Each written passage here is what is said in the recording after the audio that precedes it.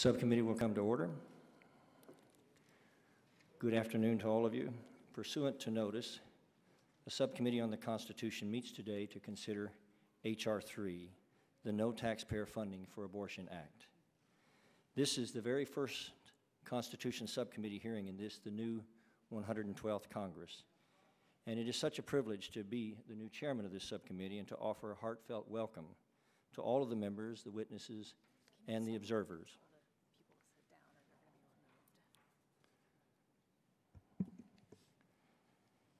Let me take a little side note here. Rule 11 of the House rules provides that the chairman of the committee may punish breaches of order and decorum by censure and exclusion from the hearing. Presently, we have people standing that makes the order not in order in the hearing room. So members of the audience must behave in an orderly fashion. I say that respectfully, but otherwise they'll be removed from the hearing room. So I hope you all will sit down.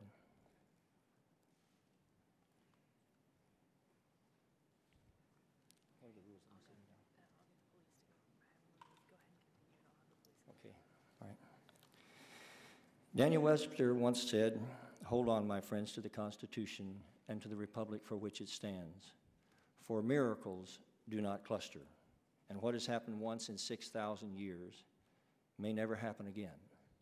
So hold on to the Constitution, for if the American Constitution should fall, there will be anarchy throughout the world." Our founding fathers wrote the words of our Constitution down for us because they did not want us to forget that their true meaning or to otherwise fall prey to those who would deliberately undermine or destroy it. This has always been the preeminent reason why we write down documents or agreements or declarations or constitutions in the first place, to preserve their original meaning and intent. Protecting the lives of innocent Americans and their constitutional rights is why those of us in this room are all here. Indeed, this is why Congress itself exists. The phrases in the 5th and 14th Amendments encapsulate our entire Constitution when they proclaim that no person shall be deprived of life, liberty, or property without due process of law. Those words are a crystal clear reflection of the proclamation, the Declaration of Independence, that declares that all men are created equal and endowed by their Creator with certain unalienable rights, those being life, liberty, and the pursuit of happiness. Those words are the essence of America, and our commitment to them for more than 2 centuries has set America apart as the flagship of human freedom in the entire world.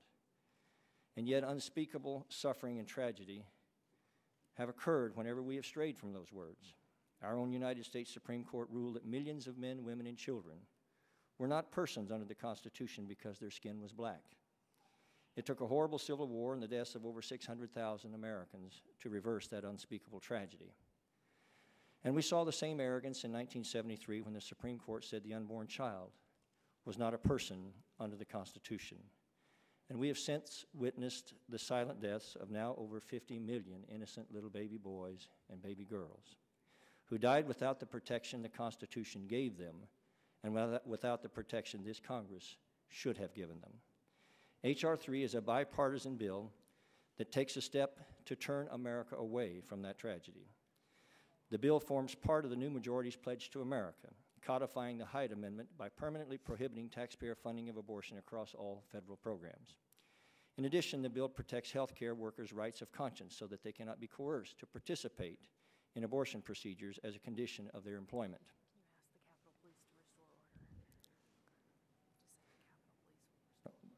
The Capitol Police are in the process of restoring order here, and we're going to go ahead and continue. We'll ask him to continue. The Speaker of the House, John Boehner, directed that this bill receive the designation H.R. 3 as, quote, one of our highest legislative priorities. H.R. 3 is intended to continue the same policy as the Hyde Amendment. The Hyde Amendment prohibits taxpayer funding of abortion except in cases of rape, incest, or to save the life of the mother. And contrary to some discussion in the press, this bill will not be a departure from the decades of implementation of the Hyde Amendment policy. Sponsors of the bill are reviewing clarifying language for amending H.R. 3 to assure lawmakers that funding policy as it relates to cases of rape will not be altered by this bill. The second part of this bill provides necessary protection for healthcare workers who will not perform or refer for abortions as a matter of conscience.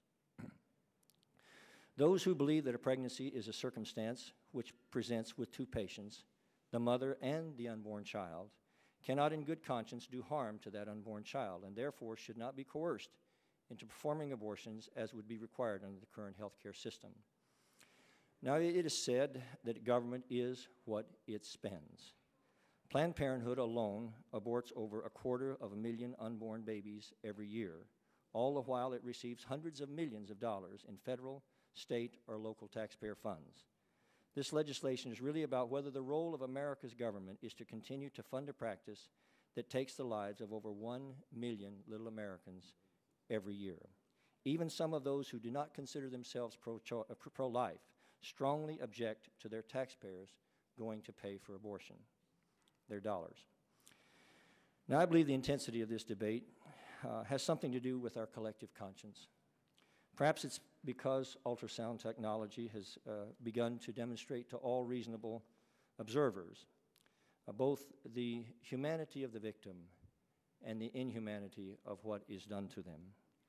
We are beginning to realize as Americans that somehow we are bigger than abortion on demand, and that 50 million dead children is enough. And we're beginning to ask the real question: does abortion take the life of a child? If it does not, then all of this here today is a non-issue. But if it does, then those of us sitting here in the chambers of freedom are in the midst of the greatest human genocide in the history of humanity. Thomas Jefferson said that the care of human life and its happiness, and not its destruction, is the chief and only object of good government. And ladies and gentlemen, using taxpayer dollars to fund the killing of innocent unborn children does not liberate their mothers. It is not the cause for which those lying out under the white stones in Arlington National Cemetery died, and it is not good government. Abraham Lincoln called upon all of us to remember America's founding fathers and, quote, their enlightened belief that nothing stamped with the divine image and likeness was sent into the world to be trodden on or degraded and imbruted by its fellows. He reminded us, those he called posterity, that when in the distant future some man, some faction, some interest should set up the doctrine that some were not entitled to life, liberty, and the pursuit of happiness, that, quote, their posterity, that's us, ladies and gentlemen, their posterity might look up again to the Declaration of Independence and take courage to renew the battle which their fathers began. May that be the commitment of all of us today. I look so forward to hearing from the witnesses, and I now recognize the ranking member of the subcommittee, Mr. Nadler, for his opening statement.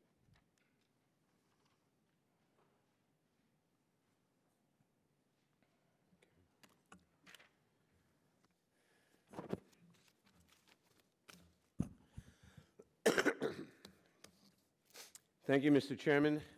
I first want to note that this is our first subcommittee hearing of the 112th Congress, and your first as chairman. I want to congratulate you. Although our jurisdiction includes some of the most difficult issues before the Congress, some of which have historically been very contentious, I look forward to working with you in a spirit of comity to give what we both know are strongly and sincerely held views the fair hearing that they deserve. Having chaired this subcommittee for 2 Congresses, and having served as the ranking member, for several Congresses before that, I appreciate what a challenge this subcommittee can be, and I look forward to working with you. Today's hearing concerns what may be the most difficult and divisive issue we will have the opportunity to consider. A woman's right to make decisions about her own body, whether to become pregnant, whether to continue a pregnancy, or whether to terminate it, has long been a right protected by the Constitution. Whether or not people think that is a good idea, or a fair reading of the Constitution, or morally correct, it remains the law of the land. Congress has, for more than 3 decades, used economic coercion to try to prevent women from exercising that constitutionally protected choice by prohibiting use of federal funds for abortions, the only legal health care procedure subject to such a ban. Until now, that coercion was directed against the poor and against women dependent on the government for health care, military personnel and their dependents, prison inmates, and federal employees. We have thus developed a 2-tiered system in which people with means have the right to choose, but members of vulnerable populations do not.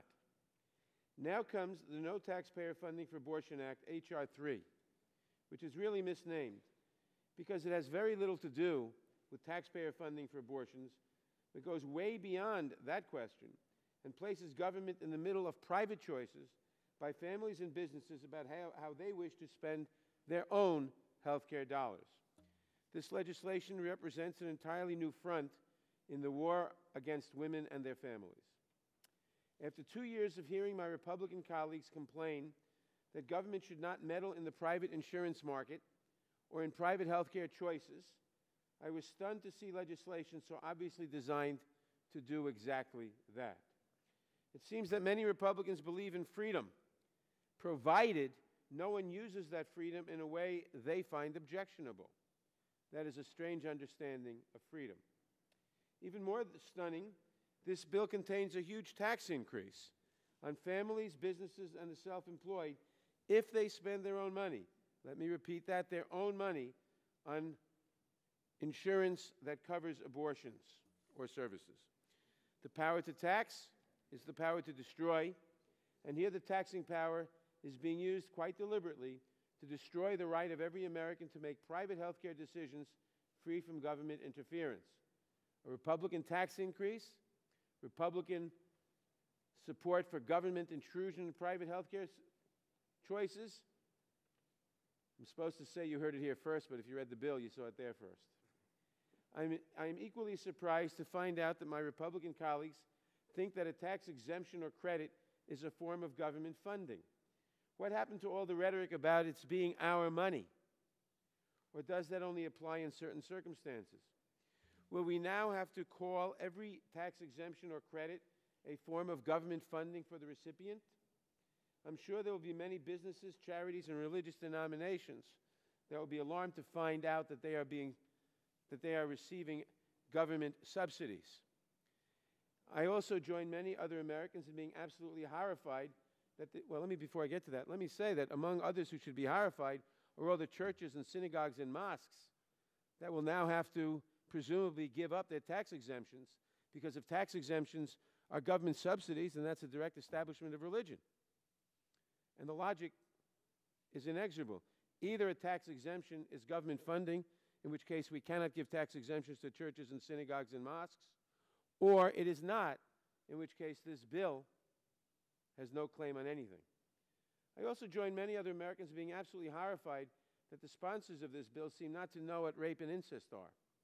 Rape, according to this legislation, is only forcible, in quotes, rape. Date rape, drugs, sex with minors, with the mentally impaired are, at least according to the sponsors of this bill, not really rape anymore. Incest also is no longer incest. Instead, it is now only incest with a minor that we have to be concerned about, which means, I guess, that incest with a high school senior doesn't count. Have the extremes really taken such a hold on this debate that we cannot even agree to help children and teenagers who are the victims of predators? Is there no compassion left in this capital? I have heard that the rape and incest provisions are going to be removed from this bill or modified because of the outcry they have raised. But first, we have not seen such an amendment yet. And second, what does this provision, even if amended, what does this provision in the first place say about the mindset and intent of the sponsors of the legislation? There's also a provision in this bill that in the name of conscience of healthcare providers would allow any healthcare provider or institution to refuse to provide an abortion to a woman who would die if she doesn't get their abortion. They would be allowed to refuse to provide an abortion in the emergency room, even if the medical judgment is that without that abortion, she would die. They would let that woman die right there in the emergency room, and the government would be powerless to do anything to penalize that or to prevent it. In fact, if the government, under the provisions of this bill, insisted that the hospital not let the woman die, Section 311 of the bill would allow the hospital to sue the government, and in the case of a state or locality, strip that community of all federal funding until the jurisdiction relented and allowed women to die if they needed an abortion to prevent the death. That's the new definition, it seems, of pro-life. So, Mr. Chairman, let's start off on the right foot. The No Taxpayer Funding of Abortion Act is not really about taxpayer funding. It's about government interfering with private health care decisions. It is not about protecting the innocent. It is about creating appalling, even life-threatening situations for women. It is a tax increase of historic proportions.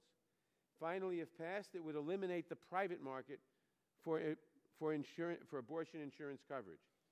The chief sponsor of this legislation, the gentleman from New Jersey, Mr. Smith, has been very clear about his purpose. When he introduced this bill, he cited a study by the Guttmacher Institute that showed a decline in the rate of abortions of approximately 25% when funding is cut off. What that proves, if it proves anything, is that economic coercion works. And the remarks we've just heard from the chairman make crystal clear that the unashamed purpose of this bill is to use economic coercion to prevent women and families from exercising their constitutional rights to make a choice of abortion, even with their own funds. It is an unprecedented attack on women, on families, on their rights under the Constitution, and for that matter, on the private insurance market. Let's not pretend this bill has anything to do with government funding. It does not. I yield back the balance of my time. Thank you, Mr. Nadler. And without objection, other members' opening statements will be made part of the record. Mr. Chairman, may I be recognized for unanimous consent request? Certainly. Thank you, Mr. Chairman. Mr. Chairman, I ask unanimous consent to place into the record testimony submitted by our colleague, the gentlewoman from the District of Columbia, Ms. Norton. The gentlewoman had requested that she be allowed to present testimony at today's hearing because there's a provision of the bill that specifically pertains to her district, the District of Columbia, and to no other. But we were told the chairman of the full committee has denied that request. I'm sorry. I regret that she was denied the permission to testify. I hope that this has been a misunderstanding, and that in the future, members of Congress will, as was the practice when I was chairman of the subcommittee, will be permitted on request to testify as witnesses, especially if they have something to do with their own, specifically with their own district. But I ask unanimous consent to place her statement and my statement in the record. Without objection, your statement and hers will be placed into the record. I thank the chairman. Just to clarify the issue, Mr. Nadler, Chairman Smith has decided that as a general policy, the Judiciary Committee and its subcommittees will only have one panel of witnesses for each hearing, and that the panel will consist of no more than 4 witnesses. The minority is able to select a witness, and if they would like to invite a member to testify, that's certainly something they can do. The chairman did not refuse Ms. Norton's ability to be here. She just had to be chosen as one of the minority witnesses. There may be times where the committee is not able to accommodate every individual who wishes to testify. However, the record always remains open for 5 legislative days for others to submit testimony if they wish. This is a bright line rule that is not meant to discriminate against any particular potential witness. It's meant to ensure that hearings are succinct enough so that members are able to hear all of the witnesses and participate in a meaningful way. Mr. Chairman. Mr. Nadler. Thank you. I'd simply like to comment on that. I have never objected. I mean, some committees in this Congress have 3 and 4 panels. I've certainly never objected. Indeed, I've sometimes welcomed that this committee generally only has 1 panel. It makes life easier and more succinct. And I'm not objecting to that now. However, when the minority has only 1 witness, which has been the practice under Democrats and Republicans, and certainly that's not a change here, but in certain circumstances it presents a quandary. Here we have a bill dealing for the most part with a broad issue of taxpayer funding of everything that I talked about, and a specific provision dealing with the District of Columbia. To say that the minority could have Ms. Norton as the witness to talk about the D.C. is to say that we couldn't talk about the basic provisions of the bill. And if we choose to have 1 witness on the basic provisions of the bill, then you can't talk, then Ms. Norton is denied the opportunity to talk about the specific application to her district. And that is why, when I was chairman, if a member desired to testify, especially if there was something to do with his or her district, we would always provide a separate panel for that member. And for partisan purposes, you might say, all right, if it's a Republican, we'll have a Democrat testify about something too. But you'd allow that flexibility in the general rule, and I would hope that in the future that flexibility would be attended to. Well, thank you, Mr. Nadler. If the witnesses would come forward and be seated, we have a very distinguished panel of witnesses today. Each of the witnesses' written statements will be entered into the record in its entirety, and I ask that each witness summarize his or her testimony in 5 minutes or less. Now, to help you stay within that time, there is a timing light on your table. When the light switches from green to yellow, you will have 1 minute to conclude your testimony. When the light turns red, it signals that the witness's 5 minutes have expired. Our first witness is Mr. Richard M. Derflinger, Associate Director of the Secretariat of Pro-Life Activities, United States Conference of Catholic Bishops, where he has worked for over 30 years. His writings on medical ethics and public policy include contributions to the Journal of Law, Medicine, and Ethics, Duquesne Law Review, the Kennedy Institute of Ethics Journal, the National Catholic Bioethics Quarterly, and the American Journal of Bioethics. The May 22, 2004 issue of National Journal featured Mr. Derflinger as one of the 12 experts whose ideas are shaping the national debate on the use and abuse of biotechnology. Our second witness is Kathy Roos, Senior Fellow for Legal Studies at the Family Research Council's offices. Mrs. Roos worked previously as FRC's legal director, as well as the legal counsel and program director for the National Center for Children and Families. We are proud to note that Ms. Roos served as chief counsel of this very subcommittee. Wired magazine has called her one of the most influential opinion shapers in the country. Our third witness is Professor Sarah Rosenbaum, the Harold and Jane Hirsch Professor of Health Law and Policy and Chair of the Department of Health Policy at George Washington University School of Public Health and Health Services. Professor Rosenbaum also directs the Hirsch Health Law and Policy Program and the Center for Health Services Research and Policy, and holds appointments in the schools of medicine and health sciences and law. Now, without objection, all members will have 5 legislative days within which to submit materials for the record. It is the practice of this subcommittee to swear in the witnesses, so if you'll all please stand and raise your right hand. Do you swear or affirm that the testimony that you're about to give will be the truth, the whole truth, and nothing but the truth, so help you God? Thank you, and please be seated. I now recognize our first witness, Richard Derflinger, for 5 minutes. Sir, would you turn on that microphone? Is that it? Yes, sir. Thank you. Thank you, Mr. Chairman, for this opportunity to present our views in support of the No Taxpayer Funding for Abortion Act. This bill will write into permanent law a policy on which there's been strong popular and congressional agreement for over 35 years. The federal government should not use tax dollars to support or promote elective abortion. That principle has been embodied in the Hyde Amendment and in numerous other provisions governing a wide range of domestic and foreign programs, and has consistently had the support of the American people. Even courts insisting on a constitutional right to abortion have said that alleged right, quote, implies no limitation on the authority of a state to make a value judgment favoring childbirth over abortion and to implement that judgment by the allocation of public funds. In 1980, the U.S. Supreme Court said the Hyde Amendment is an exercise of the legitimate congressional interest in protecting potential life, adding, quote, abortion is inherently different from other medical procedures because no other procedure involves the purposeful termination of a potential life. In our view, the court's only mistake there was the phrase potential life. In our view, unborn children are actually alive until they are made actually dead by abortion. While Congress's policy has been consistent for decades, its implementation in practice has been piecemeal, confusing, and sometimes sadly inadequate. Gaps or loopholes have been discovered in this patchwork of provisions over the years, highlighting the need for permanent and consistent policies across the federal government. Last year, Congress passed major health care reform legislation with at least 4 different policies on abortion funding, ranging from a ban on such funding in one section of the bill to a potential mandate for such funding in another. If H.R. 3 had been enacted before that debate began, the debate would not have been about abortion. A major obstacle to support by Catholics and other pro-life Americans would have been removed, and the final legislation would not have been so badly compromised by provisions that place unborn human lives at grave risk. H.R. 3 would prevent problems and confusions on abortion funding in future legislation.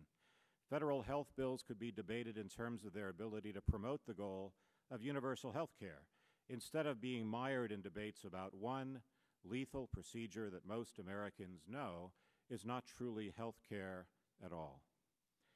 H.R. 3 would also codify the Hyde-Weldon Amendment, a part of the annual labor HHS appropriations bills since 2004, and I would say one of many conscience provisions beginning with the Church Amendment in 1973, named after Senator Frank Church of Idaho, which has tried to protect the rights of health care providers not to be coerced into abortion. The Hyde-Weldon Amendment was recently reaffirmed unanimously as part of the House version of health care reform legislation in Congressman Waxman's Health Subcommittee. It was approved by voice vote without dissent, but sadly it did not survive in the final legislation. Hyde-Weldon ensures that federal agencies and state and local governments receiving federal funds do not discriminate against health care providers because they do not take part in abortions. And I emphasize that because this is a modest bill that has the federal government essentially policing itself. It is government restraining itself from coercing abortion. It does not reach out into private actions. It's long overdue for the Hyde-Weldon policy as well to receive a more secure status. Here also, Congress's policy has been clear for 38 years, but the mechanism for achieving it has suffered from drawbacks and loopholes, including a failure even to specify where or how providers may go to have their rights enforced. H.R. 3 writes this essential civil rights protection into permanent law, allows for modest and reasonable remedies to ensure compliance, provides for a private right of action, and designates the HHS Office for Civil Rights to hear complaints as well. The need for more secure protection in this area is clear. The American Civil Liberties Union, for example, has been urging the federal government to force Catholic and other hospitals to violate their moral and religious convictions by providing what the ACLU calls emergency abortions, by which it means all abortions to serve women's life or health, which they surely know has been interpreted by the federal courts to mean social or emotional well-being. This is an obvious threat to access to life-affirming health care. Catholic hospitals alone care for 1 in 6 patients in the United States each year and provide a full continuum of health care through more than 2,000 sponsors, systems, facilities, and related organizations. They have been shown to provide higher quality and more effective care, including care for women, than anyone else in the various studies. If Congress wants to expand rather than eliminate access to life-saving health care, including life-saving health care for women, and particularly for the poor and the underserved, it should be concerned about any effort to attack the rights of these providers and undermine their continued ability to serve the common good. Just to give short answers to some questions raised about H.R. 3, with longer answers in our prepared text, H.R. 3 does not eliminate private coverage for abortion, but specifically allows such coverage when purchased without federal subsidy. It does not create an unprecedented policy of denying tax benefits to abortion, but follows the recently enacted Affordable Care Act in this regard, which I believe had some Democratic support. It is that act which said use of tax credits for abortion is, quote, federal funding of abortion. This simply follows the precedent. This bill does not depart from precedent by saying that federal law does not compel states to fund any abortions.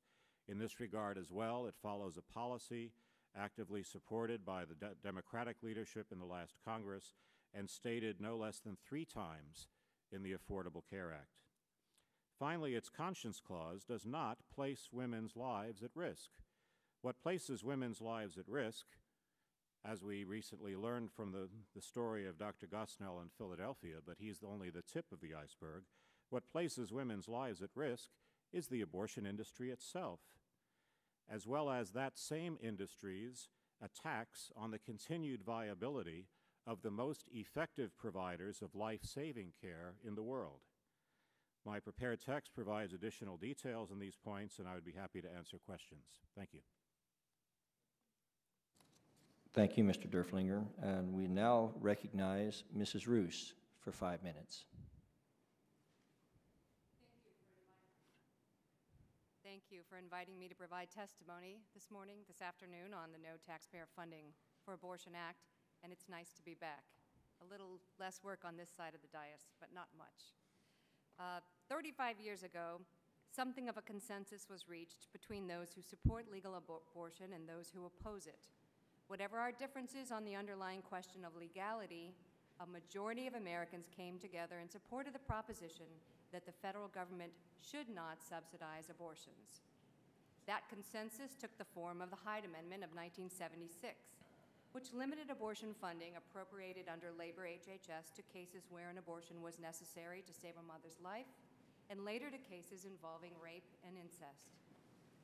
The Supreme Court upheld the constitutionality of the Hyde Amendment in Harris v. McRae, and in so doing made a sharp distinction between abortions and other medical procedures.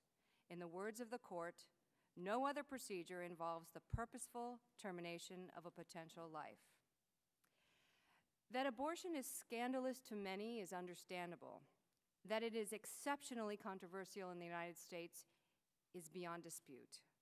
For these reasons, it is entirely appropriate that abortions not be subsidized in any way by the federal government. The No Taxpayer Funding for Abortion Act implements this legal and political consensus on a government-wide basis. Over the years, the Hyde Amendment and others like it have been included in various appropriations bills renewed annually by Congress. What has been lacking is a single, simple law prohibiting government funding of abortion across the board, wherever federal dollars are expended. We taxpayers paid for 425 abortions in fiscal year 2008 and 220 last year. Without the Hyde Amendment and the patchwork of other appropriations riders, that number could skyrocket to as many as 675,000 government-financed abortions every year, according to the CBO.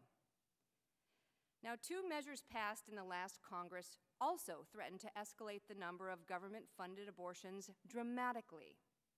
The D.C. Appropriations Bill opened the door to federal funding for any and every abortion in the District of Columbia. And the Patient Protection and Affordable Care Act, known popularly as Obamacare, authorized federal funding for elective abortions directly and through private health insurance plans. A detailed accounting of the abortion subsidies in Obamacare is included in my written testimony. Because these programs are directly appropriated and not subject to further appropriation under labor HHS, they are not subject to the Hyde Amendment. As for the executive order purporting to nullify abortion in Obamacare, last month, former White House Chief of Staff Rahm Emanuel admitted that he, quote, came up with an idea for an executive order, end quote, so that the abortion funding restrictions would, quote, not exist by law, end quote. On this, he and I are in agreement with each other and also with Planned Parenthood, who issued a statement calling the executive order a symbolic gesture. It's axiomatic that when government subsidizes conduct, it encourages it. Our tax code is replete with pertinent examples. The Supreme Court in Maher v. Roe acknowledged the truth of this proposition in the context of abortion. Most abortions in America are purely elective. 92% of abortions every year are performed on healthy women with healthy babies, according to the Alan Guttmacher Institute. In light of this fact, the abortion funding question is quite literally a matter of life and death for many thousands of American children. Now, President Obama has urged Americans to find common ground on the controversial issue of abortions. Americans have come together, 67% of us, in what may be the only truly bipartisan agreement possible, that whatever our differences on the issue of abortion, we can agree that the federal government should not subsidize it. This is the common ground issue on abortion in America today. H.R. 3 would make that common ground statutory law. Thank you. Thank you, Mrs. Roos. Now we would recognize Professor Rosenbaum for 5 minutes. Thank you very much for inviting me today to appear before you. I would like to make 3 points in my testimony. I've submitted a longer statement for the record. The first has to do with the baseline from which we are working in considering H.R. 3. The second has to do with the changes in the bill. The third has to do with the impact of these changes. Insofar as the baseline is concerned, I think it's very important to understand what the Affordable Care Act does and does not do. The Affordable Care Act, where tax credits are concerned, allows women to obtain tax credits, to use those tax credits to buy insurance products, and if they choose to use their own money to buy additional coverage for abortion.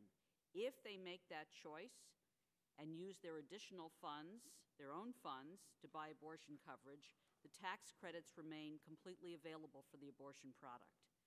I emphasize this because it underscores the unprecedented nature of the bill. The bill would actually, for the first time, move the Hyde Amendment far beyond where we have known it for the past 30 years, directly into the tax code. Its reach in the tax code is extremely broad under this bill. It reaches deductions, it reaches credits, it reaches advanced tax credits, even when those tax credits have to be repaid at a later date. It reaches health savings accounts, it reaches flexible spending accounts, it reaches money that we as individuals put aside for our medical care needs. It even potentially reaches employers and employer deductions for insurance because of a critical ambiguity in the drafting of the bill. It is unclear, actually, where the bill stops. The impact of the bill, insofar as its tax policies are concerned, is enormous. The first fallout is on the IRS, which heretofore has not played a role in implementation of the Hyde Amendment. The IRS is going to have to implement extremely complex provisions of a tax code that regulate tax-favored health benefit plans and medical care payments. We're going to need a raft of implementing policies. We are going to need the Internal Revenue Service to define a rape, potentially a forcible rape, incest, potentially incest involving minors as opposed to incest not involving minors, physical conditions endangering life and physical conditions that don't endanger life. The IRS will have to tell us what evidentiary standards will be required for individual claimants and employers who choose to buy products or make expenditures that wander into any of these areas. There is going to have to be a claims review process. For example, is a spontaneous abortion or a miscarriage an allowable expenditure under a flex fund? Does it for some reason cross the line? What will be the appeals procedures? How will plans be audited to make sure that their coverage stops at the allowable points under the statute? The fallout on plans is equally serious. My own analysis, both of this bill and previous bills that attempted to do similar things in terms of the impact on the insurance industry, leads me to conclude that what we will see, in fact, is a complete exodus of health plans from the market of abortion coverage. I realize that may be the long-term goal here, but of course, because there are not a lot, but a small number of very serious medically indicated abortions, this would be an enormous problem. The third fallout, of course, is on the women themselves, not only because they can no longer get coverage for abortions that are medically indicated, but because the typical practice in a health plan is to exclude not only specific procedures, here it would be required under law, but follow-on procedures and treatments that are related to the original excluded treatment. So to use an easy example, a woman who needs an abortion because she has eclampsia, stroke-level hypertension, who then needs subsequent treatment for the hypertension, could find that she, in fact, is disqualified for treatment for that hypertension because the hypertension arose as the result of a condition that led to an excluded abortion. So there is no stopping point. I would finally note that were the Conscience Clause provisions of this law to be enacted, it would recommend the first great unraveling of EMTALA and the absolute duty on the part of hospitals to provide life-saving treatment regardless of the underlying medical condition. Thank you, Professor. Thank all of you for your testimony, and I will now begin the questioning by recognizing myself for 5 minutes. And I'll start with you, Mr. Dorflinger. Absent the enactment of H.R. 3, what does a healthcare provider risk if the provider obeys his or her conscience and refuses to perform an abortion? Well, I don't want to overstate this, Mr. Chairman, because in my view, H.R. 3 basically codifies and makes more permanent protection that has long been in law. The problem is that, and this was illustrated in one case in New York very recently, the existing conscience laws aren't very clear on what it is you do to actually protect your rights. And so a nurse by the name of DiCarlo, Mount Sinai Medical Center in New York, recently found that although she was forced to participate in a late-term abortion, after having her statement accepted by initially by the hospital staff that she would not be required to assist in these abortions, she was forced anyway. She was given the job of reassembling the body parts on a table in the operating room to make sure they got all the pieces of the baby. She had nightmares ever since, had a terrible time, and she was told that she would be fired if she didn't do this. And what she found was when she went to court, that because the federal conscience laws don't have anything in them that say you have a private right of action to go to court, she had no recourse. All she could do is file a complaint with the Department of Health and Human Services, and a year and a half after the abortion, she still has not heard from them.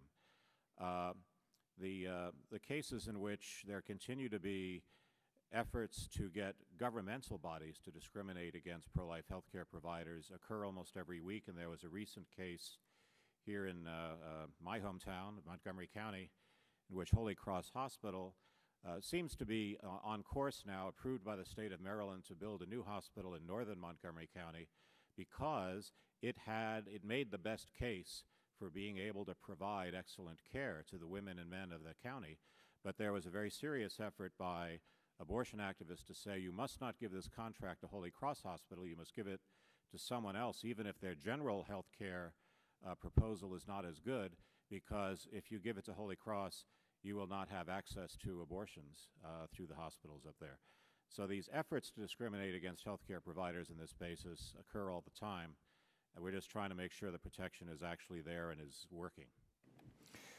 Mr. Dorflinger, there was a controversy in 2007 and 2008 concerning the extent of conscience protections for healthcare workers, specifically changes in the ethics guidelines propounded by ACOG, that's American Congress of Obstetricians and Gynecologists, and changes in the certifying criteria for the certifying agency of OBGYNs, that's ABOG. There's all of these acronyms, American Board of Obstetrics and Gynecology. And it caused physicians to question whether a refusal to perform an abortion can result in decertification, ending their career, actually. Would you explain this controversy and how it led to the conscience regulations put in place at the end of the Bush administration? Yes, the Ethics Committee opinion from the American College of Obstetricians and Gynecologists came out in 2007, but despite all the controversy, was reaffirmed by the organization in 2010. And what really sent a chill of fear across many OBGYNs throughout the country who do not perform abortions is that very often the ethical principles articulated by ACOG become standards for certification as an OBGYN by the partner organization, the American Board of OBGYN. And so this was one of the reasons why the Bush administration decided to try to clarify regulations to uphold these providers' rights, regulations which the Obama administration has proposed to rescind. But the ACOG document is breathtaking in its disregard for any OBGYN who doesn't want to do abortions. They say that these OBGYNs must nonetheless be willing to refer for abortions. If there's no one to refer them to, they must do them themselves. And they even said that if you're an OBGYN who does not abortions, you should make sure you locate your practice near an abortion provider to make sure that it's easy for everybody to get from you to the abortion. So you have, I mean, one talks about the tail wagging the dog. This is the tick on the tail of the dog wagging the entire healthcare system, saying people have to disrupt their lives and livelihoods and change even where they practice to make sure they're as close as possible to an abortionist? Well, I'm not going to try to get another question in here. My time is about gone, so I'm going to yield to the distinguished gentleman, Mr. Nadler, for his questions. Thank you, Mr. Chairman. Ms. Roos, you take the position that the reduction of taxation is a form of government subsidy. Now, this is flatly at odds with what your organization, the Family Research Council, stated about tax credits and deductions in the context of tuition for religious schools. If it isn't federal, and where you said there's no government spending on religion here, it's people's private money that they send to various student tuition organizations. If it isn't federal funding, when people use their private money to fund religion, tuition at a parochial school, and receive a tax deduction or credit for doing so, how is it federal funding when people use their private money to pay for their medical care or insurance coverage? As a general proposition, tax reduction is a form of government subsidy. And by tax reduction, you mean like a tax credit or something? Correct. That's right. Okay. And I would just direct you to, and I'll get you the citation if you need it, but Obamacare itself makes this distinction. It calls, or makes this equation, I should say, it calls tax credits for buying insurance on the state exchanges. It calls those a creature of federal funding. Excuse so me. if you have an argument with I'm asking you. Yeah. It seems inconsistent. Either it is or it isn't. How can you say that for religious schools it is not, and for health insurance it is? Well, how do you make that distinction? Well, I appreciated your opening statement where you said it's our money, and that is what the Republicans often say, and I think that's accurate. In which case, you shouldn't be arguing what you're arguing with respect to health care. Again, If it's our money, yeah. if it's our money, then it's not a government subsidy, as you said in the Arizona case, or your organization said in the Arizona case. If it is not our money and it is a government subsidy, then it's the contrary. It can't be, both things can't be true. And I would say your argument is with President Obama and his health. That may be, but I'm asking you how you justify saying it's a government subsidy here but not there. Which is it? And why is it different? As a general proposition, tax reduction is a form of government subsidy, as a general proposition. But not with respect to religious schools? What? Okay, Mr. Dorflinger, let me ask you. As a general proposition, government tax exemptions, tax subsidies are a tax subsidy, are what do you call it, government spending? You said it was a tax. What did you say as a general proposition? It is a form of government subsidy. If tax exemptions are a form of government subsidy, how do we justify tax exemptions for the Catholic Church, the Jewish synagogue, the Protestant church, or anybody else, or any other government? I think the first reason why churches are not taxable is simply that they don't make a profit. We're nonprofit organizations. Well, wait a minute. We don't. They are exempt from. What about the individual who gives money to the church? That's not taxable. That has nothing. That's not taxable. Right. And isn't that under your definition? Isn't that a government subsidy to the church? I think the federal government has made a policy decision a very long time ago that charities and churches. Excuse me. It's not a question of a policy decision, because if it is a public subsidy to the church, it's unconstitutional because of the Establishment Clause.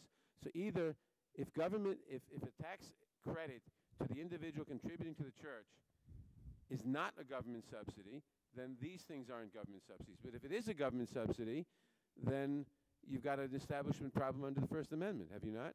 It is not unconstitutional to give public subsidies to a charitable or church organization as long as you are serving a legitimate secular purpose. Excuse me, but wait. Excuse me. We're not talking about that. We're not talking about that.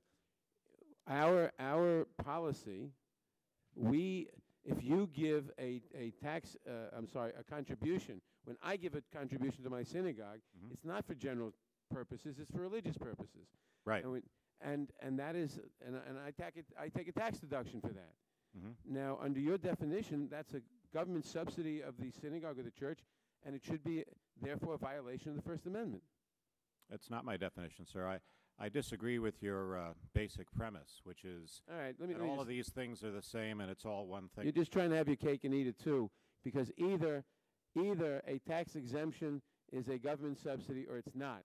If it's not a government subsidy, then the whole point of this That's bill. what I- Excuse me, I'm talking. Then the whole point of this bill is wrong.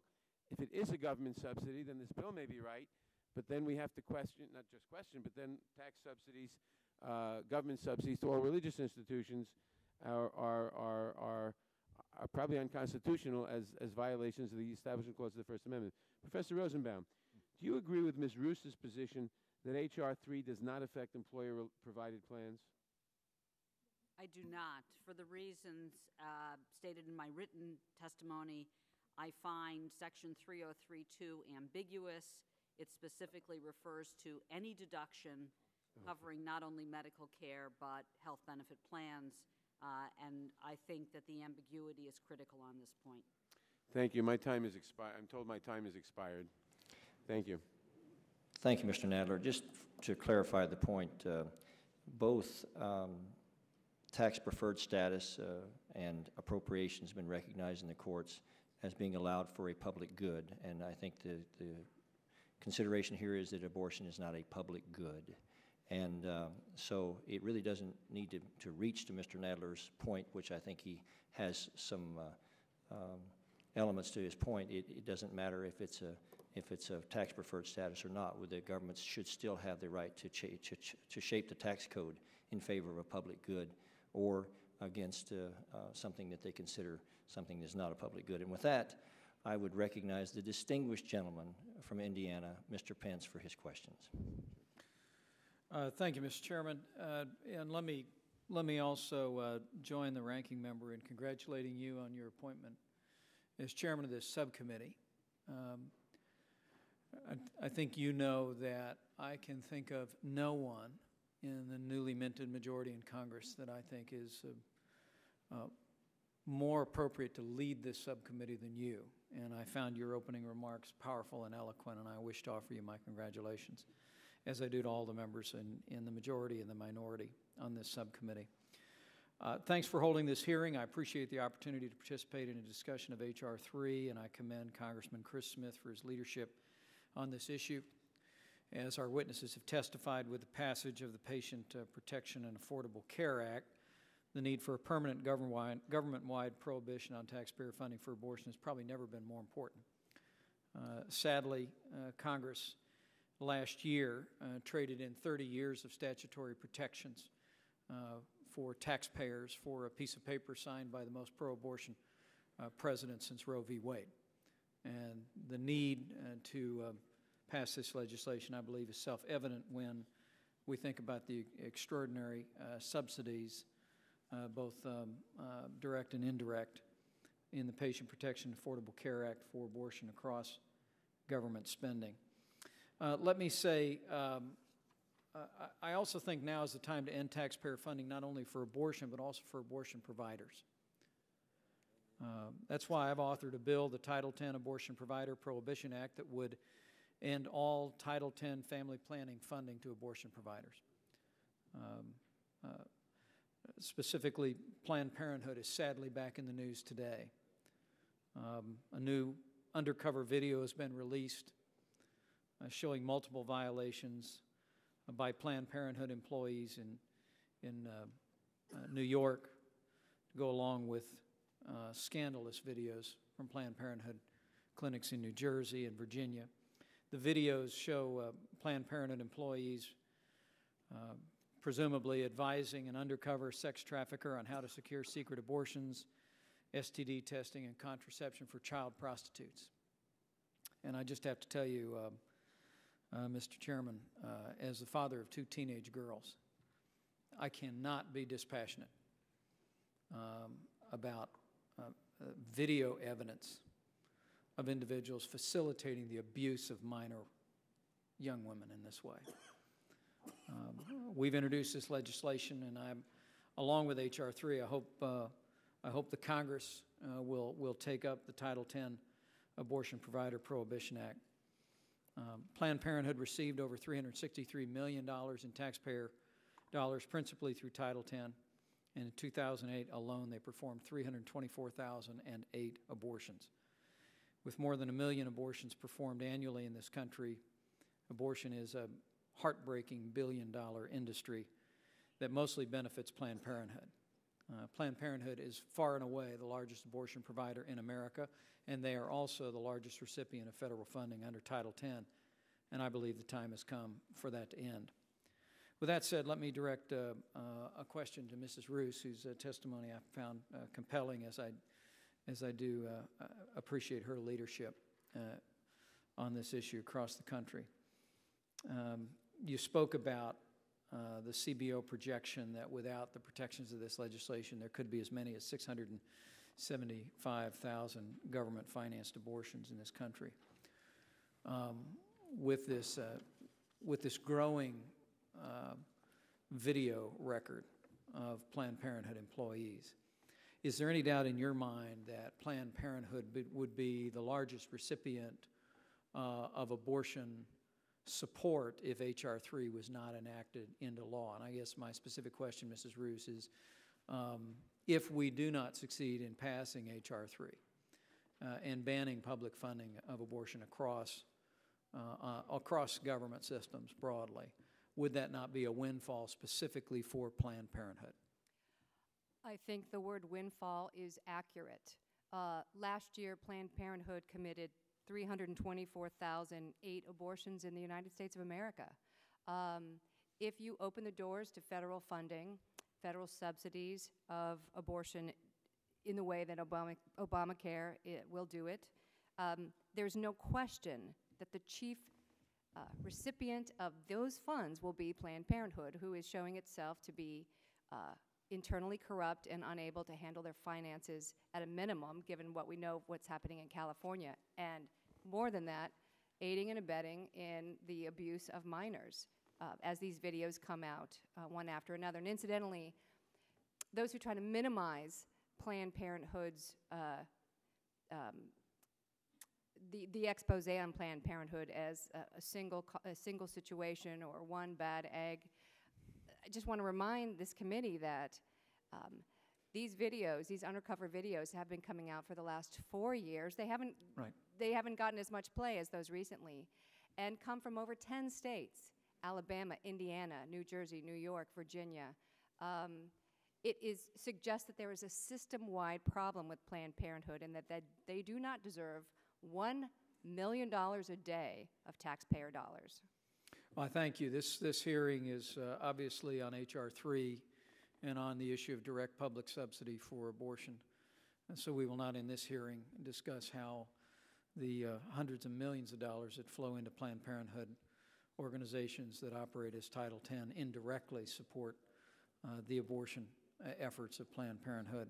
But I look forward, Mr. Chairman, to that hearing perhaps in another committee. And I commend the members of this panel for your thoughtful comments. I yield back. I thank the gentleman, as always. Now call on Mr. Quigley for 5 minutes. Thank you, Mr. Chairman. Congratulations on your new post. I hate to begin by respectfully disagreeing with you, but I would only suggest that the public good that private health insurances provide is providing health insurance, and the incentive is to encourage employers to provide health insurance to everyone possible. But let me, if I can, Mr. Dorflinger, I guess a fair question to your points is how far does this go with your, and since you're the one testifying, I think it's fair, with your personal beliefs or any particular church. I mean, I would suppose that, I know the church, I'm not sure about you, believes that the use of modern birth control, the pill, is morally wrong. So would you then say that we don't want to use tax subsidies, or you call funding, to provide to health insurance companies that provide birth control pills for women? I think it's a very different moral issue, Congressman, because... Well, it's still the same directive from the Catholic Church, isn't it? Yes, but we're not against federal funding of abortion because Catholic moral teaching is against it. We're against abortion because of a violation of the most fundamental right. It is something rejected not only by Catholics, and many other religions, but by the Hippocratic Oath that gave rise to medicine as a profession. It's against the considered moral judgment of millions of Americans who have no particular religious affiliation at all. That has been seen in the past as a crime. And of course, today, there is at least one abortion procedure that is a federal crime. And it is the killing of children who, in any other context, are seen, even in federal law, as persons who have a right to be protected from lethal harm through the unborn victims of violence. Well, let's go to There's another an arbitrary example. exception for abortion. Let's go to another example, embryonic stem cell research. Do you believe Congress should impose tax penalties on people who purchase insurance policies that cover medical cures derived from such research? Oh, I think that's well, let's say it's a very far-fetched thing to have happen, because I don't think Well, you don't stem think, cells well, are ever going to respectfully, be- you don't think people's lives are saved with embryonic stem cell research? I'm sorry? You don't believe that people's lives can be saved or have been saved because of embryonic stem cell research? I don't think the evidence exists to say that embryonic stem cells will ever be used in actual clinical treatment. They're far too uncontrollable. They cause far too many tumors when used in animals. You can't tell what they're going to do once they're in a human body. So I think it's a an imaginary question. But let me answer that. I think what we're concerned about here is the use of tax dollars, tax subsidies, tax support for something that actually takes life. We are against federal funding of embryonic stem cell research itself when it involves the taking of life of embryonic human being. In some states, Pennsylvania is one, the killing of an embryo for experimental purposes is a felony, and yet the federal government is funding it. Let me turn to the professor. It appears that our issue here is primarily whether or not this is federal funding, but can you elaborate to a certain extent on the policy implications once it is decided that this, as I guess it was the Supreme Court in Walls versus the Tax Commission, that the court upheld property tax exemptions for such properties. Once that's crossed, what are the other implications legally for not-for-profits, not just religious?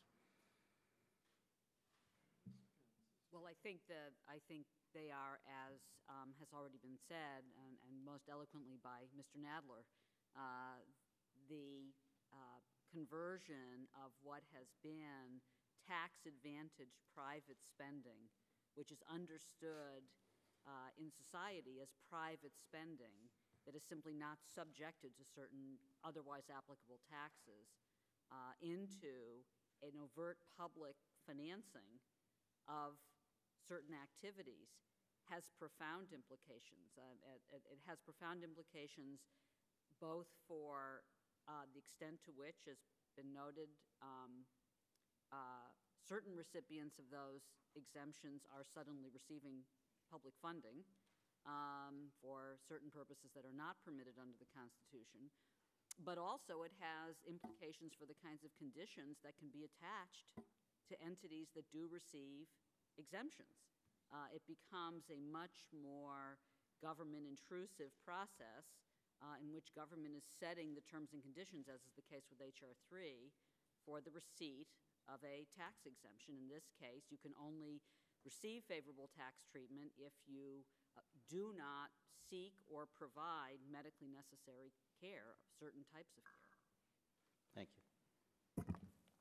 Thank you, gentlemen, and would now recognize the former chairman of this committee, Mr. Shabbat. Thank you, Mr. Chairman, and I want to again commend you, as Mr. Pence did, and I know you're going to be a great chair of this committee, and did have the honor to serve for 6 years.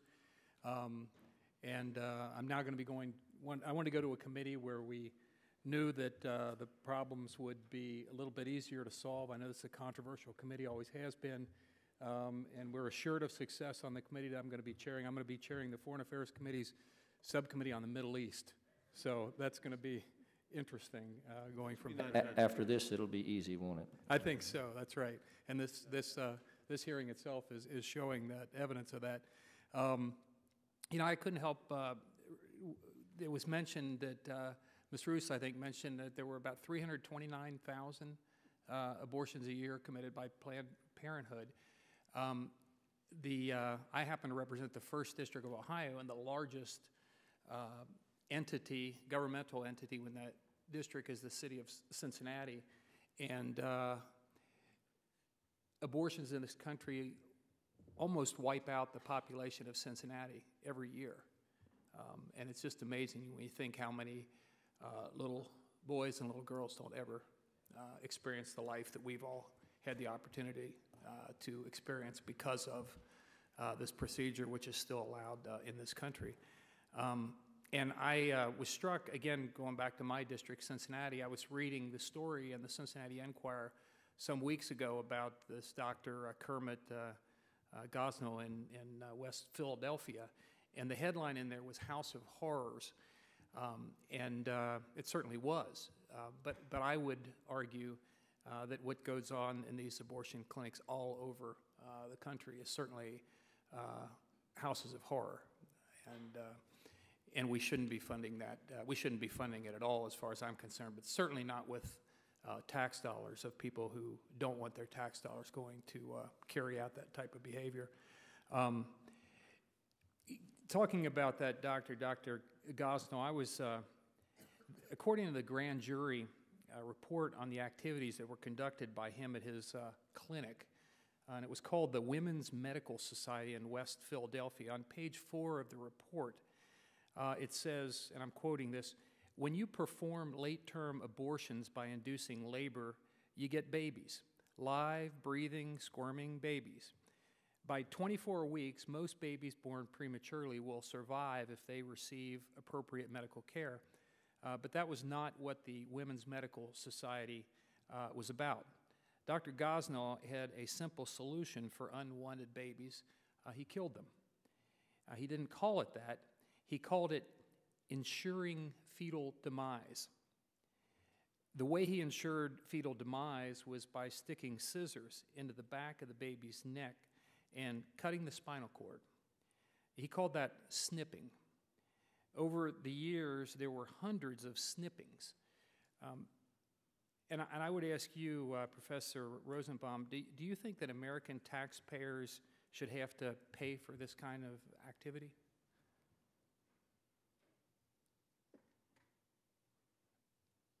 Mr. Shabbat, I don't really see the connection between what is absolutely a terrible, terrible story and the tax-financed issues here. Well, let me ask you, let me draw the connection then for you. If he was doing this outside the womb, if he had snipped those spinal cords within the womb, that would be perfectly legal in this country, wouldn't it? And should we use tax dollars to pay for that type of activity? I think your question suggests that this bill involves tax dollars. The Hyde Amendment is a very clear statement about the use of... Well, reclaiming my time. Would the gentleman yield? Would the gentleman yield at that I've point? only got a short period of time here, and just a couple other points I wanted to make. Let me ask the other two witnesses. Is that legal? Would that be legal, say in the first trimester, second trimester, that type of activity in abortion clinics? Are there restrictions relative to what they can do to destroy that child in the womb? Very likely, yes. The only procedure that currently is not legal is the partial birth abortion procedure. So unless he followed the steps outlined in the partial birth abortion procedure, and my reading of the grand jury report is that he was not taking those steps, then what he was doing would be perfectly legal if it was done just before delivering the baby. I see my time's expired, Mr. Chairman. Thank you. I yield back. I thank the gentleman. It should be noted that the gentleman was a prime sponsor of the partial birth abortion and will forever be a hero to me because of that. And I now yield to Mr. Conyers, the distinguished chairman, former chairman of the committee, and we're going to call him ranking member for now. Thank you very much. My congratulations. I could observe that the view isn't quite as good in the room from this end as it used to be when we were on the other side, but I'll get used to it. again. I also wanted to welcome Mike Pence to the committee and appreciate his coming aboard. What he's got against the Planned Parenthood people, I've yet to discover. They've done, I thought, a pretty good job, but he is bound and determined to defund them and I think do a great disservice to a very effective organization that's brought help and assistance to women over the years. Now, Mr. Chairman, we talked about the fact that Eleanor Holmes Norton was not permitted to testify. Was the author of this bill prevented from being a witness here today, too? Mr. Conyers, that was discussed earlier. The author of the bill could have been the witness here if they had been chosen as the Democrat witness. It was just the committee structure of the panels here for witnesses. You didn't want the author of the bill to testify? I would have had no problem with that whatsoever, sir. Well, he asked, did he ask to testify? I'm not sure he asked to testify. I think Mrs. Norton asked to testify, and if she wanted to be the Democrat witness, that would have been all right. Mm-hmm. But the author of the bill, who I presume is here today, we're in the first few weeks of the hearing of the 112th session, and this is a major piece of legislation, and he's not here. Mr. Conyers, I've just been told that the author made the decision not to testify. We don't know the reasons. Okay. Well, let me ask Ms. Roos this question. The title of this bill is No Taxpayer Funding for Abortion Act. Do you know of any federal funding for abortion that goes on in this country presently?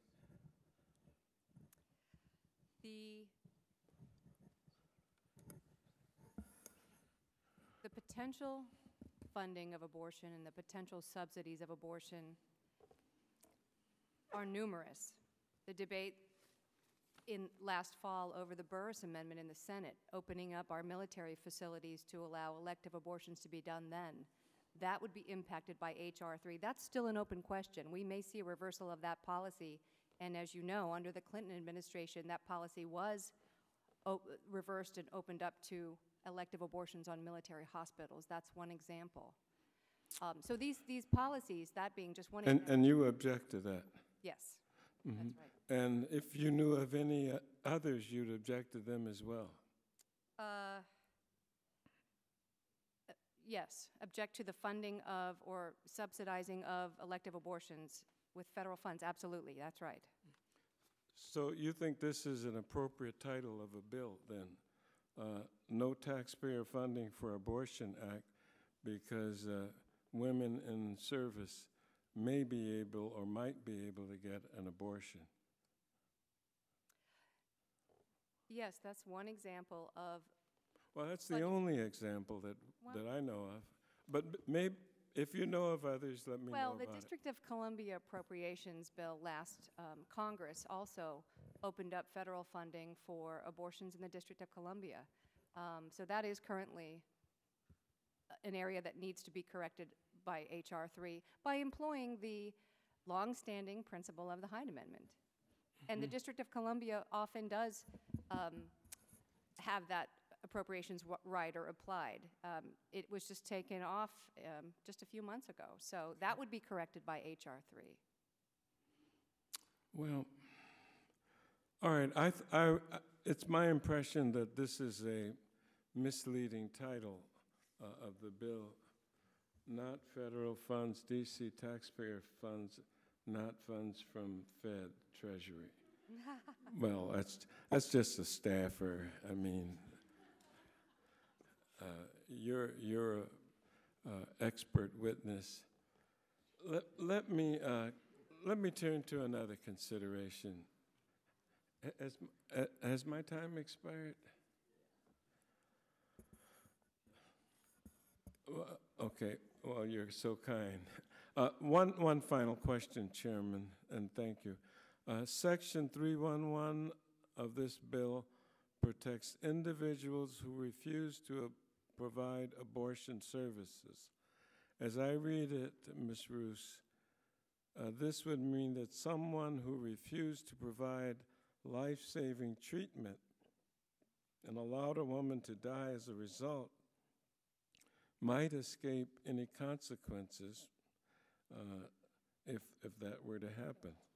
Is that your understanding?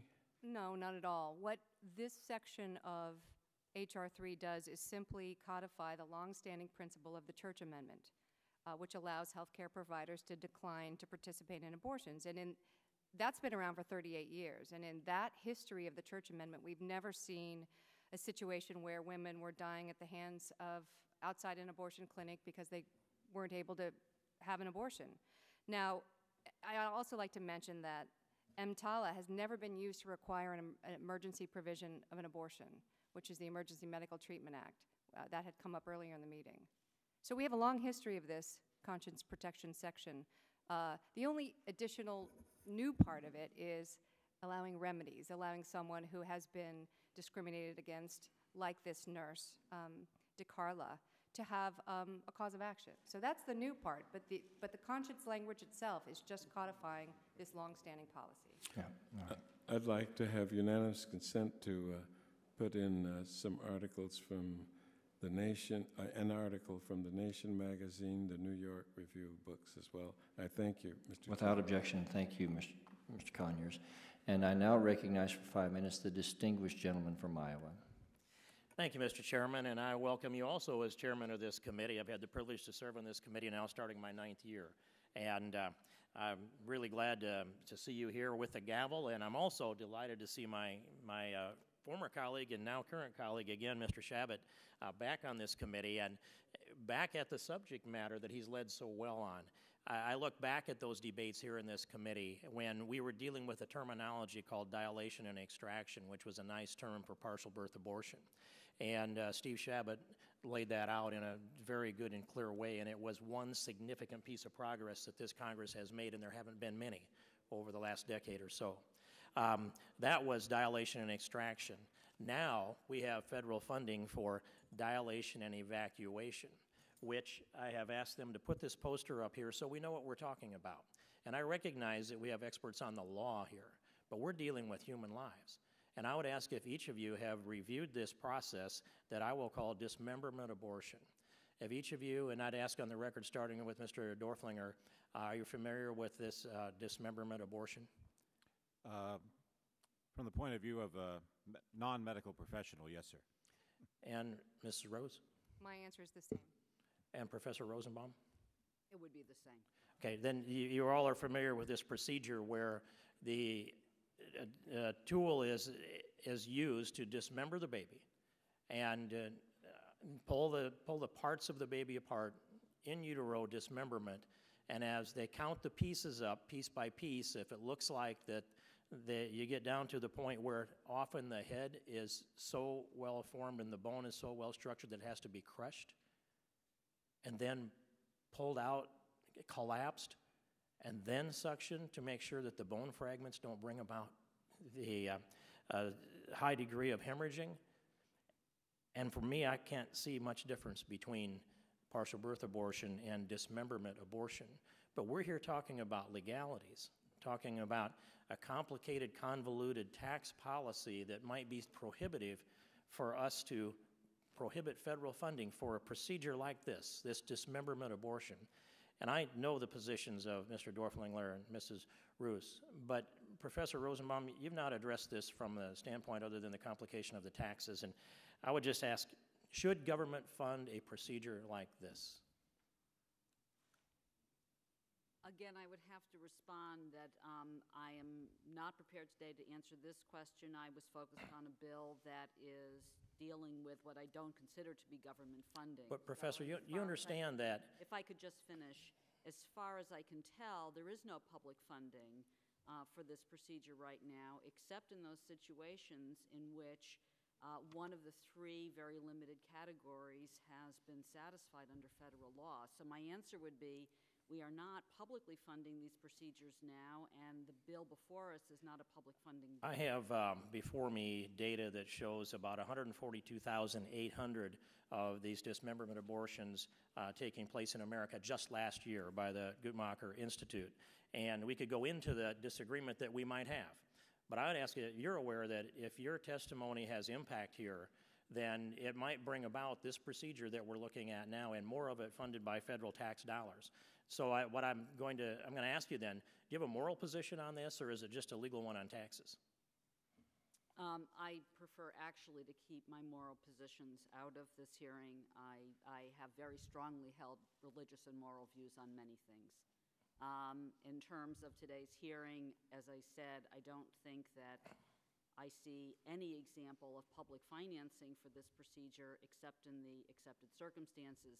Well then, since you don't, if we could resolve that there is public funding for abortions in this country, and there's been testimony to that effect by Mr. Dorflinger in particular, and I think also by Ms. Ruse, would you then, if we establish that point, are you in a position to change your position? I'm truly just even having trouble following the question. Okay, well, let me go with another route then. You've reviewed this procedure. Could you step into an operating room and witness it? I am a law professor, so I presume I would never be in an operating room to see this. You can't answer that question then, whether you could observe it or not. And then I'm going to also understand that if I'd ask you if you could actually conduct that procedure, you would answer the same way. But I want to ask you that question, Professor. I just make this point that this is a ghastly, gruesome, and ghoulish procedure, and it is dismemberment abortion. And I have known people that could not vote for a death penalty because they couldn't conduct it themselves, and they take that moral position. And I understand that psychology, but when we look at something we're asking taxpayers to fund against their will, that's so ghastly, so gruesome, and so ghoulish that we can't abide even looking at it or watching a full video of it or listening to the sounds that go on there, and we're funding it and compelling taxpayers to fund this kind of a dismemberment abortion. I think that illustrates what we're up to here, and we should go to all steps to stop federal dollars from going to abortion. Thank you, and I appreciate it, and I yield back. I thank the gentleman, and I would now yield to Mr. Scott of Virginia. Thank you, Mr. Chairman, and join the others in congratulating you on your new position, and look forward to working with you. Mr. Dorflinger, Professor Rosenbaum talked about the tax deduction, and the wording seems a little bit unclear. Is it your belief that the tax deduction should still go to the health policy, but just not that portion that pertains to abortion, or should the entire policy lose its deductibility if it includes abortion coverage? Congressman, this is one of the problems I had with trying to be helpful to Mr. Nadler. I think there are a lot of different ways in which the tax code gets implicated in this, and there are some cases that are much more straightforward than others. I think with regard to the premium tax credits in the Affordable Care Act, the policy that was put in place was the premium tax credits will not go directly to an abortion procedure itself, but they will go to an overall health plan that includes such abortions without limit. And then there will be a little accounting procedure within the plan to try to keep the federal and private funds separate. My problem with that is... Well, just in terms of the bill, is it your intent that the entire, if somebody has a policy that includes abortion coverage, should the employer lose the entire deductibility of the whole policy, or just that portion that pertains to the abortion coverage? Congressman, my understanding from the analysis of this bill by the Congressional Research Service is that it does not cover employer deduction. Well, whatever deduction we're talking about, tax benefits credits, are we just talking about the abortion portion or the entire policy? I think we have to, there are two questions. One is whether whether this is federal funding, and somebody has to draw a non-arbitrary The line. answer is we don't know, it's not Second, clear. second question is whether, if we consider that it does cross the line into being a subsidy, whether you ban the subsidy just for abortion itself or for a plan that includes it. That policy decision was made many years ago in the Hyde Amendment, Federal Employees Health Benefits. We're here talking about the legislation. Professor Rosenbaum, you mentioned that there was a lack of clarity as to whether the whole policy would lose its deductibility or whether just the portion attributable to abortion coverage would not be deductible. Is that right? You said it was unclear? No, actually, I think it's very clear that the entire policy, whatever is affected under this bill, the entirety would lose its deductibility, its tax advantage. What is not completely clear to me because of the term any deduction is whether the deductibility applies only to individual taxpayer deductions or in fact could at some point be interpreted to reach employer-sponsored deductions.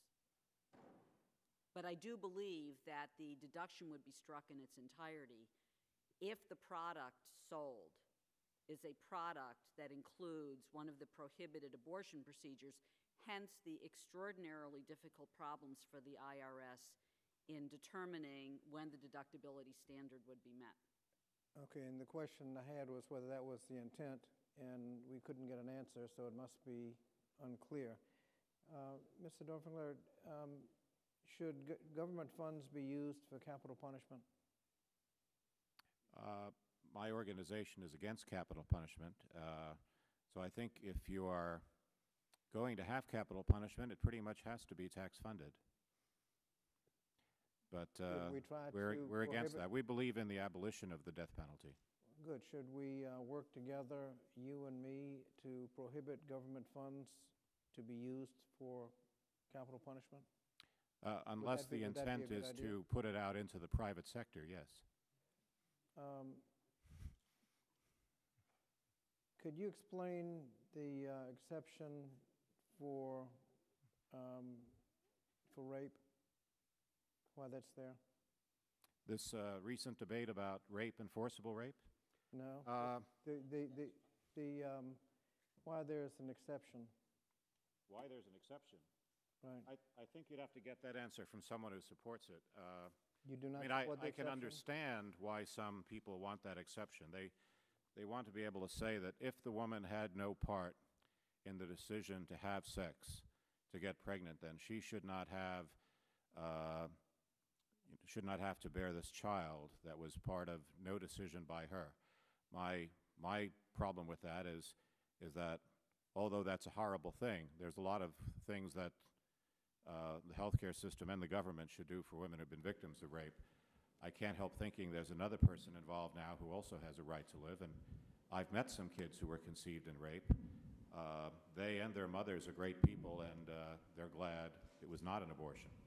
But I think the recent debate about forcible rape was simply an effort on the part of the sponsors to prevent the opening of a very broad loophole for federally funded abortions for any teenager. The objection to that, which I thought was very interesting and helpful and clarifying, the objection to that was by people saying it doesn't mean that. Rape already means forcible, so if you say forcible rape, that's redundant, and courts are going to read that as requiring some level of violence or brutality that goes beyond rape itself. When Congresswoman Wasserman Schultz objected to the phrase forcible rape, she said, quote, rape is when a woman is forced to have sex against her will.